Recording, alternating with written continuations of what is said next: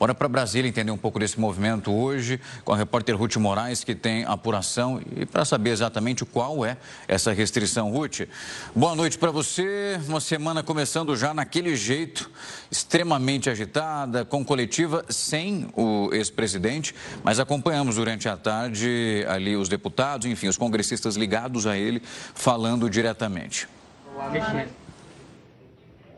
Pois é, Algarve, boa noite para você e para todos que nos acompanham.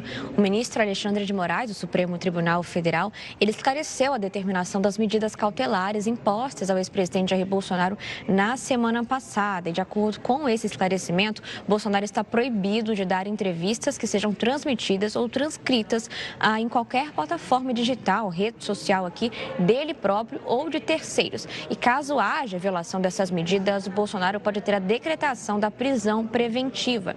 Na última semana, só para a gente lembrar, o ministro Alexandre de Moraes decidiu que Bolsonaro deve usar a tornozeleira eletrônica e ficar em casa entre as 19 horas da noite e as 6 horas da manhã. Então, ele já instalou a tornozeleira na semana passada e tudo isso no âmbito de um inquérito que apura a obstrução e interferência no processo sobre a tentativa de golpe de Estado, a qual Bolsonaro é um dos réus. E aí, nessa investigação, também está como principal investigado o deputado federal licenciado Eduardo Bolsonaro, que é um dos filhos de Bolsonaro e que está nos Estados Unidos ali articulando sanções contra o ministro Moraes, e diz também que foi um dos responsáveis por essa tarifa de 50% a produtos brasileiros impostas pelos Estados Unidos ao Brasil. E como você mesmo trouxe, Algarve, estava prevista essa coletiva do ex-presidente ao lado de oposicionistas, de aliados aqui na Câmara dos Deputados. Então, eles se reuniram, traçaram estratégias para pressionar o STF por meio de medidas legislativas, e após essa reunião, Bolsonaro iria falar com a imprensa, mas como veio esse esclarecimento de Moraes, ele preferiu não falar, então deixou só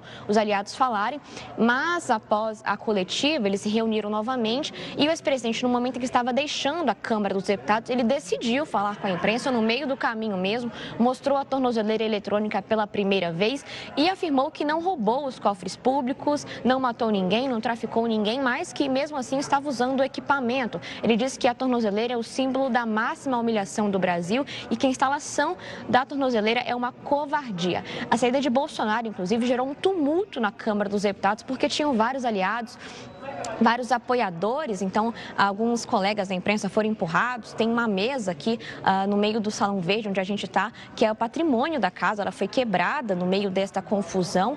Então, foi bem tumultuada. E a fala de Bolsonaro foi transmitida nas redes sociais por meio de veículos de imprensa, o que pode configurar aqui, sim, a quebra dessa determinação do ministro Alexandre de Moraes, mas até o momento a gente não tem nenhum indicativo ou novidade sobre esse assunto. E diante das ações do ministro, principalmente na questão da tornozeleira e da proibição de ter falas transmitidas, a oposição traçou diversas estratégias aqui na Câmara dos Deputados e no Senado. Então, no Senado, por exemplo, a prioridade deles vai ser pressionar o presidente do Senado, Davi Alcolumbre, a pautar o impeachment de Moraes. Vale lembrar que até hoje nenhum pedido de impeachment foi lido por qualquer presidente do Senado, mas eles pretendem pressionar.